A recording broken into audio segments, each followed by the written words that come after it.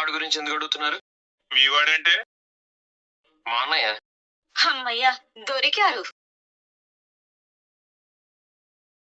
మీ అన్నయ్య ఏం చేశాడో తెలుసా? ఏం చేశాడు? మా అందరికి గాయాలు ఎలా అయ్యాయో తెలుసా? ఎలా అయ్యాయి? ఎలాగంటే